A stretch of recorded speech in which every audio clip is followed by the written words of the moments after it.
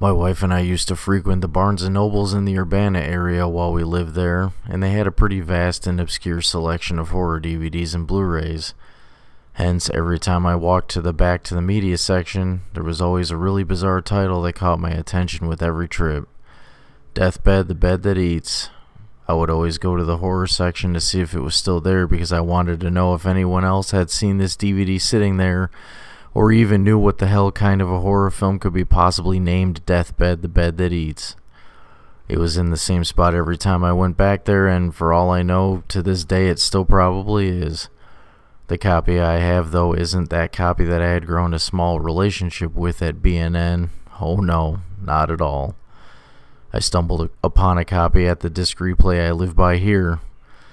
It's a title for a film you'll either dismiss immediately because of how ridiculous it sounds, or you'll just be intrigued and want to do anything to try to watch it. Whoever George Barry is, he must have been on some serious substance abuse when he put his one and only film together back in '77. Corey's dad from Boy Meets World is in it. There's something about a sandwich and a giant bed dissolving people.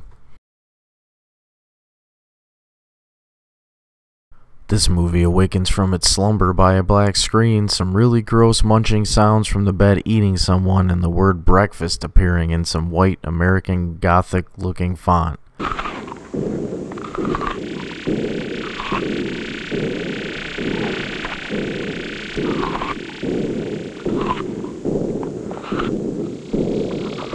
It gets pointless and weird right from the beginning. Some guy's spirit is trapped behind a painting of the bed he painted in the room for more than 60 years. A couple is walking through a grassy area. The girl says she's afraid, and then the bed closes the door on them from the inside. How the hell does a bed close a door? And laughs while he's at it.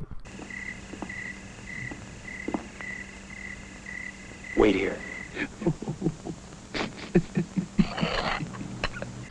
The bed opens a door for the couple on the side of the building and then blows out the fireplace.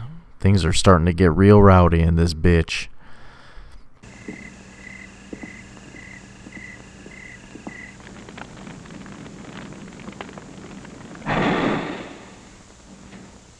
The guy puts their bag of food on the bed and lights a candle even though it's clear as day. Who's he kidding? Time to get naked on the deathbed. While the couple are making out like 15-year-olds on one side of the bed eats the apples, drinks the wine, and chews up the whole bucket of Kenny Rogers chicken on the other.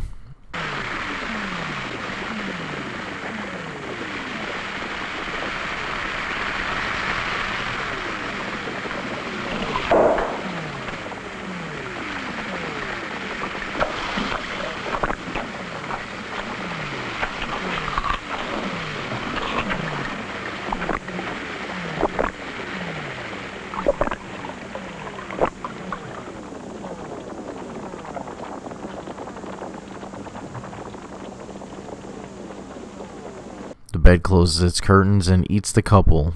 This mattress is hungry. Then we finally get the weird, depressing theme song and the title credits. After 10.5 minutes.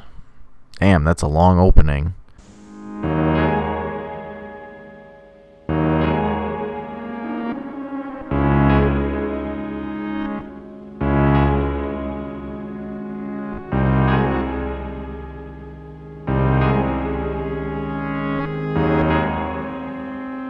The bed is now snoring. That's funny. A bed that's sleeping.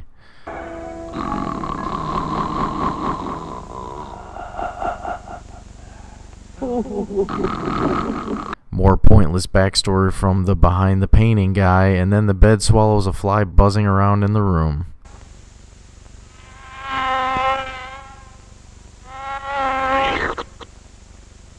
Now it's lunch, quickly, and more American Gothic font. A black woman and two younger girls show up looking for the place where the deathbed is. The girl in pink reminds me of John Tardy from Obituary. I don't care what they say. I don't care. I'll do what I want. I am by your side. Tell me you think what to do. No way, I don't fear. How want this chick in the back of the car to get eaten by the bed already. It's my own fault. I invited myself along. I only know Diane from work. I shouldn't push myself on people. They ignored me all the way up in the car, except when Diane made fun of me. Black Denim and John Tardy go into the same side door that the bed lured the couple into at the beginning. Right before they walk in, you can hear a random voice say, "Not yet." Why? The bed is famished. Let him eat something. Or someone. Not here. John Tardy lays down on the deathbed. Behind the painting guy says the bed is afraid of her. Maybe the bed has indigestion. Maybe he's an obituary fan. Inked in Blood is a great death metal album, by the way. Back of car chick is changing her clothes in front of the deathbed, and the bed seems to be getting horny. Yeah, I don't even know what to say here.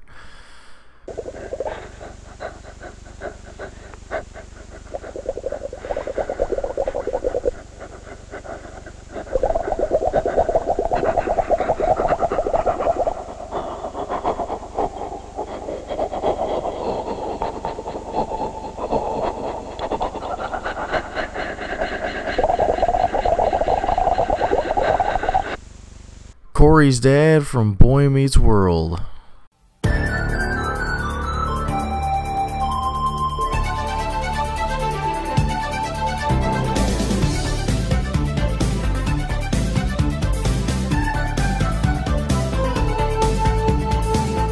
The bed is making back of car chick have really fucked up dreams about eating a silver platter full of caterpillars, that green shit from Troll 2, and some weird looking cockroaches or something.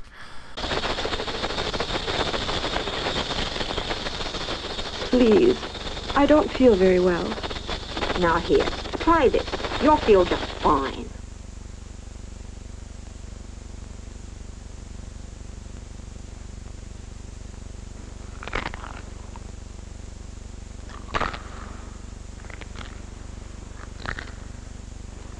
The bed is breathing like it has mesothelioma as it undresses the girl. Keeps the flowers she brought as a souvenir, and then starts cutting into her neck with the necklace she's wearing, and then slowly starts eating her for lunch. Her feet are bleeding. There's Ajax dish soap everywhere. The bed starts laughing maniacally, dissolves the girl as his next big meal, and then red flowers start growing out of her skull outside in the field.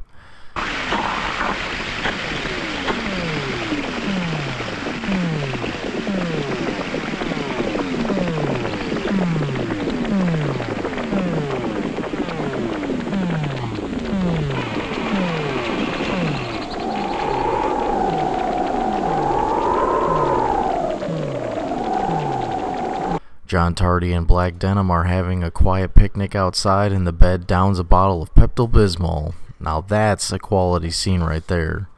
A bed drinking Pepto.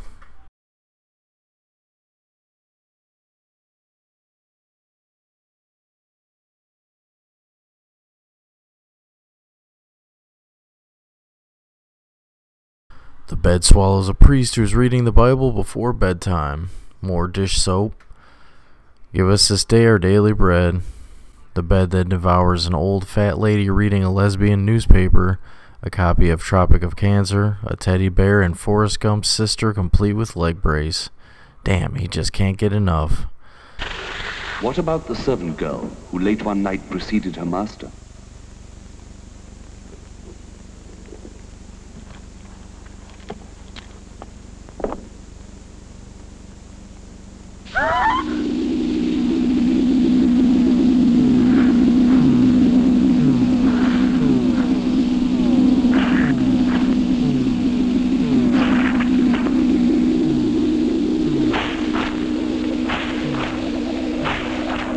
Matthew McConaughey's slow cousin decides to use the bed to make money by having his hooker friend have sex with people on it.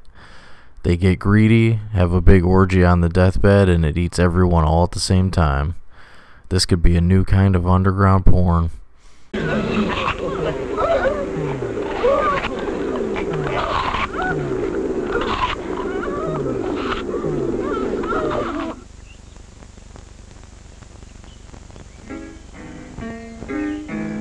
Bicycle Willie and Jim Jones show up and play the worst game of cards I've ever witnessed.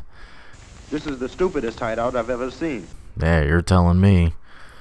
Bicycle Willie gets paranoid and looks at his hand. What is this, some kind of joke?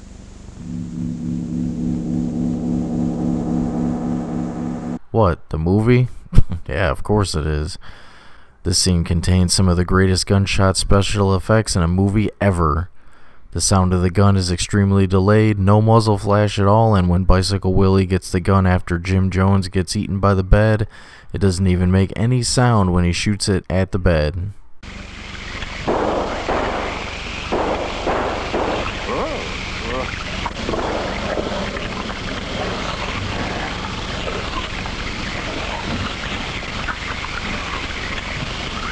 Oh, Mudamas, I'm being eaten alive. Freaking fantastic. Oh, and Jim Jones still puffs on his cigar as the bed swallows him. What a fucking epic way to go. He probably figured he needed one last puff before he was mattress food anyway. Wait, what? Just keep watching. No one really cares how the deathbed came to be, we just want to see him eat people. The bed is playing an organ and eating a shoe at the same time. I'm not even as talented as this bed.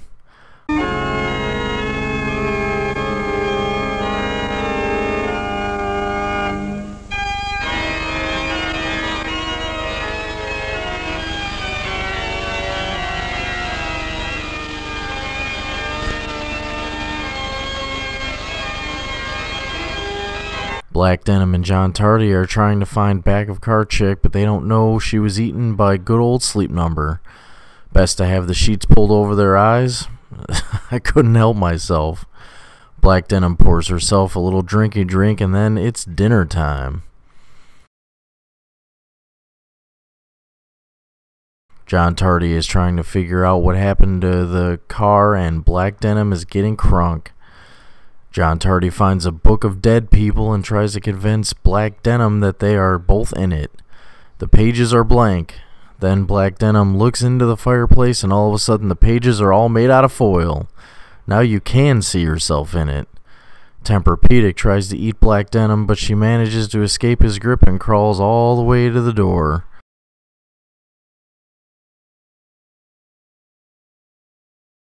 Seeley then flings a curtain to grab Black Denim and drags her towards him to finish his lovely dinner of chocolate dungarees. This set of box springs really needs some sustenance. Holy shit, it's Corey's dad. Again. He looks for John Tardy and of course ends up in the room with her and the betting expert.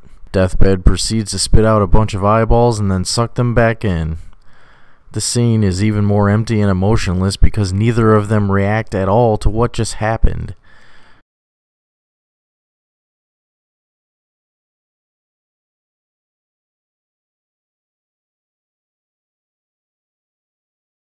Corey's dad tries stabbing the bed with a big-ass kitchen knife, but the bed just dissolves the flesh right off his hands to the bone, and neither of them makes a peep or bats an eye. Hotchka!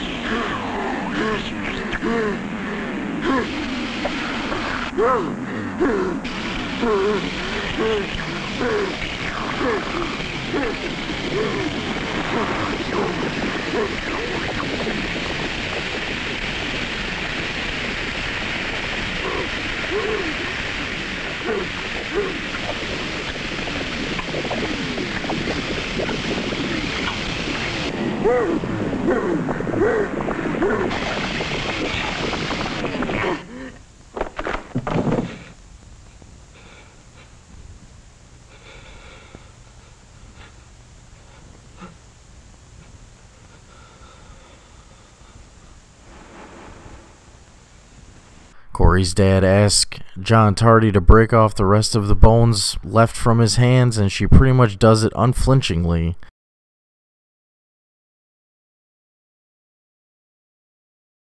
Now his hand bones are burning in the fireplace. Oh boy, the just dessert.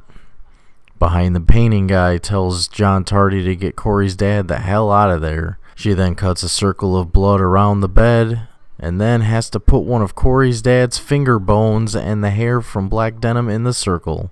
The circle spontaneously combusts, and the bed is transported outside. Then dead Tardy comes out of her grave, drags Corey's dad into the circle, and then the bread bursts into flames. This was a fantastic bedtime story.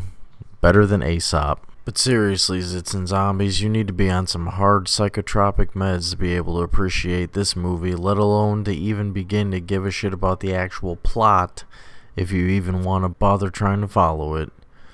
The whole draw of this film is the idea that someone actually made a movie about a bed that eats people.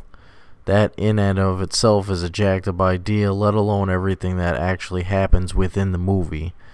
George Barry, if you ever watch this video, please make a second movie. I'd love to see it.